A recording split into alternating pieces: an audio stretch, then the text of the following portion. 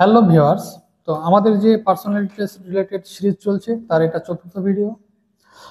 এই ভিডিওতে আমরা জানবো ইন্ট্রোডিউস ইউরসেলফ। এই ড্রেস কোড আর ইন্ট্রোডিউস ইউরসেলফ এই দুটো অনেকটাই ম্যাটার করে। তোমারও মানে একটা হয় না যে দূর থেকে দেখে একটা মানুষের ইমপ্রেশন তৈরি হয়। আমরা যতই বলি না কেন যে ডোন্ট জাজ এ বুক বাই ইটস কভার, কিন্তু কিছুটাও হলেও এটা সত্যি যে দূর থেকে আমরা দেখে একটা আন্দাজ করি একটা মানুষকে। তো সেই ড্রেস কোড থেকে তো একটা আন্দাজ চলে আসে। তারপরে পরেই যখন ইন্ট্রোডিউস ইউরসেলফ বলবে, বলতে বলে অনেক সময়, সব সময় বলে না। অনেক সময় বোর্ড মেম্বাররা নিজে থেকেই বলতে থাকে পরিচয় অন্যজনের কাছে। অনেক সময় চেয়ারপারসন ম্যাম বা চেয়ারপারসন স্যার যিনি থাকেন তিনি অনেক সময় অন্যান্য মেম্বারদের এই তথ্যগুলো দিয়ে দেন যে ইন্ট্রোডিউস অমুক অমুক এখান থেকে আসছে, এখানে এখানে। বা বা ক্যান্ডিডেটকে জিজ্ঞেস করে যে তুমি এই তুমি এই তুমি এই এরকম। আর ইন্ট্রোডিউস ইউরসেলফ অনেক সময় বলে।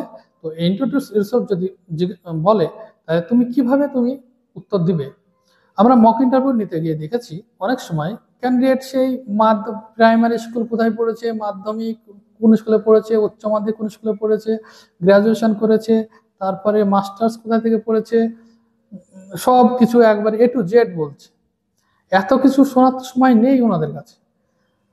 বা মায়ের নাম, বাবার নাম, তারপর ফ্যামিলিতে কে কে আছে, সব A to Z বলতে লাগছে।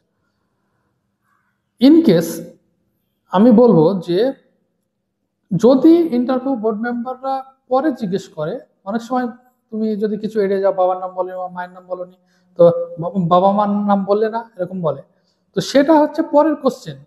সেটা আমার মতে এগুলো প্রথমে বলা উচিত না। প্রথমে কি থাকবে? প্রথমে থাকবে তোমার নাম, তুমি কোথা থেকে এসেছো 2 নম্বর, আর তুমি কোথায় পড়াশোনা করেছো। পড়াশোনা বলতে লাস্ট যে পাস করেছো, বিএসসি বা বিএ বা যেটা গ্রাজুয়েশনটা বললে। তারপরে যদি এমএসসি করো সেই এমএসসিটা বলতে পারো। হ্যাঁ, মানে মিনিমাম কোয়ালিফিকেশন যেটা বলবে সেটা বলবে গ্রাজুয়েশনটা। ওকে, যেহেতু গ্রাজুয়েশনটাই তোমার ওখানে কোয়ালিফিকেশন, পিএসসির এক্সামে কোয়ালিফিকেশন হচ্ছে গ্রাজুয়েশন। তো তুমি গ্রাজুয়েশনটা মিনিমাম বলবে, তারপরে যদি এক্সট্রা কিছু কোয়ালিফিকেশন তোমার থেকে থাকে, এমএ, এমএসসি বা পিএইচডি, তো বা এমফিল, তো সেগুলো তুমি বলবে। ঠিক আছে? একটা কথা মাথায় রাখবে, তুমি যেটা বলবে সেখান থেকে কিন্তু পরে কোশ্চেনটা আসবে, তাই বেশি আগ বাড়িয়ে বেশি বলা উচিত না। তো এই চারটে বললে তার সঙ্গে সঙ্গে কি বলবে? তার সঙ্গে সঙ্গে বলবে যে তোমার হবি কি। তোমার যদি হবি কিছু থেকে থাকে সেই হবিটা কি, আর এটা তোমার কততম অ্যাটেম্প্ট, এটা তুমি বলতে পারো। এটা তোমার কততম অ্যাটেম্প্ট আর কততম তোমার পার্সোনালিটি টেস্ট দিচ্ছ। ধরে নাও যে গত বছর তুমি পার্সোনালিটি টেস্ট দিয়েছো কিন্তু আলটিমেটলি হয়নি। তো এবার যদি তুমি বলে যাও যে this is my second attempt and second personality test, তখন ওনারা মানে আগ্রহ বাড়াই করবে, আহারে হয়নি ছেলেটার, এর আগের বার পার্সোনালিটি টেস্ট দিয়েছিল। তখন সেই আগ্রহ থেকে তারা কোশ্চেন করবে যে কেন হয়নি, পার্সোনালিটি গত বছর দিয়েছিলে তো কেন হলো না, কি মনে হয়। তো এইখানে তো তোমার 2 মিনিট কেটে যাবে। এখানে তুমি একটা পরোক্ষভাবে একটা সহানুভূতি তুমি জ্ঞান করছো। ওকে,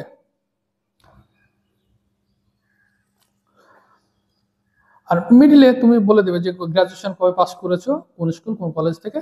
তারপরে যে সেটা কত সালে, সালটা উল্লেখ করতে হবে, যে গ্রাজুয়েশনের সালটা। নইলে ওনারা আবার জিজ্ঞেস করবেন যে সাল কবে পাস করেছো, এতদিন দিয়ে। তারপরে এবার যদি গ্যাপটা বেশি হয় তখন আবার কোশ্চেন তো অটোমেটিকলি আসবে যে এতদিন কি করছিলে। তো সেটার জন্য রেডি হয়ে যেতে হবে। তো সেটা অন্য ভিডিওয়ে আলোচনা করব। তো সেটার জন্য রেডি হয়ে যেতে হবে। তো সেটা অন্য ভিডিওয়ে আলোচনা করব। তো সেটার জন্য রেডি হয়ে যেতে হবে। তো সেটা অন্য ভিডিওয়ে আলোচনা করব। এই প্রসঙ্গে একটা উইনস্টন চার্চিলের কথা আছে।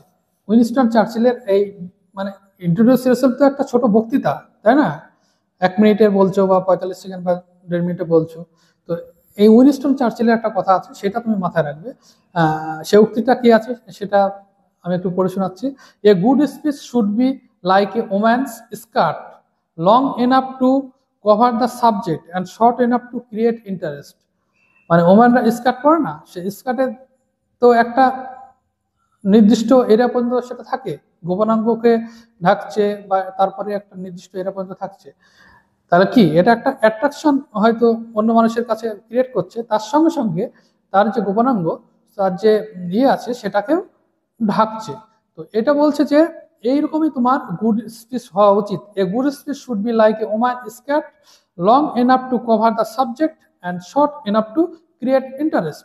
তো এই সাবজেক্ট এখানে তোমার ক্ষেত্রে, ইন্টারভিউর ক্ষেত্রে সাবজেক্টটা হবে, সাবজেক্ট হচ্ছে তোমার যে চারিপাশের যে ঘটনা, মানে তোমার যে হবি, তোমার ইন্টারেস্ট বলতে তোমার হবি, তোমার যে গত বছর হয়নি বা কত তোমার অ্যাটেম্প, বা তোমার এডুকেশনাল কোয়ালিফিকেশন কি, সেখান থেকে তো পরে কোশ্চেনগুলো আসবে না।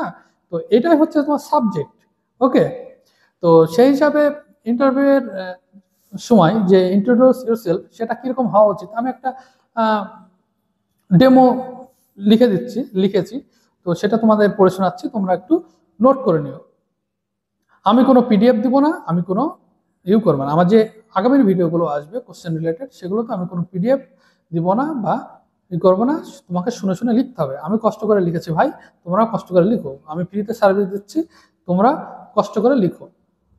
আমি কোনো কোচিং চালাচ্ছি না এখন তোমাদের এই ইসের মাধ্যমে। তো আমি কষ্ট করে লিখেছি, আর কষ্ট করে লিখো। আর একটা কথা, আমি তো প্রিপারেশন নিয়েছি, এই স্ক্রিনশট আমি তোমাদের লিখে দিলাম, এখানে লেখা দিয়ে দিলাম বা পিডিএফ দিয়ে দিলাম, সেটা তোমার ওই পিডিএফ ডাউনলোড করে পড়েই থাকে বা স্ক্রিনশট নিয়ে পড়েই থাকে, ঠিক আছে। আমার আমার বন্ধুরা জানে আমার গোটা 50,000 বোধহয় স্ক্রিনশট হয়ে গেছিল এই প্রিপারেশন পেজে। ওকে, গোটা 50,000। আমি অনলাইনে যত এমসিকিউ সলভ করতাম, যেগুলো মনে হতো যে কঠিন, সেগুলো স্ক্রিনশট মেরে রাখতাম। এরকম আমি অনেক সাইটে স্ক্রিনশট মেরে রাখতাম। তার সঙ্গে সঙ্গে তোমার কি বলে, দ্য হিন্দু অ্যানালাইসিস শুনতাম, তো সেটারও স্ক্রিনশট মেরে রাখতাম। ভাবতে পারছো দ্য হিন্দু অ্যানালাইসিস একটা ভিডিও হচ্ছে, সেখানে কটা স্ক্রিনশট হতে পারে। তো সেই স্ক্রিনশট মেরে পরে আমি রিভাইজ দেবো বলে স্ক্রিনশট মেরে রাখতাম, কিন্তু আলটিমেটলি হয়তো একবার পড়তে পারতাম, তার বেশি আর পড়তে পারতাম না, মানে নানা রকমের সব বিষয় কভার করতে গিয়ে। তো সেই হিসাবে বলবো, বা অনেক পিডিএফ আছে তোমাদের মোবাইলেও, অনেক পিডিএফ আছে যে তুমি হয়তো একবার খুলে দেখো, ডাউনলোড করে রেখে দিয়েছো যে পরে পড়বে বলে। তো কষ্ট করলে কেষ্ট মেলে, আর কষ্ট করলে কেষ্টও মিলবে। তো সেই হিসাবে তোমরা করো, মানে এখানে নোট ডাউন করবে। আমি কোনো পিডিএফ বা আকারে দিব না, সফট কপি আকারে দিব না। তো এখানে আমি যে ডেমোটা করেছি, তুমি বলবে যে চেয়ারপারসন চেয়ারপারসন থাকেন, তিনি তো এটা জিজ্ঞেস করেন ইন্ট্রোডিউস ইউরসেলফ। তো তিনি যদি পুরুষ অন্তর স্যার, আর ম্যাডাম হলে ম্যাডাম, সম্বোধন করলে স্যার বা ম্যাডাম। আমি রাহুল শেখ, ঠিক আছে, I am Rahul Sheikh, belong to, আমি প্রথম বলে দিই, আমি রাহুল শেখ, আমি এটা আমার থার্ড অ্যাটেম্প্ট আর ফার্স্ট পিটি, ঠিক আছে। আর আমি কোনো জব করি না, সেই হিসাবে আমি ইন্ট্রোডাকশনটা তৈরি করেছি। তো তোমরা শোনো।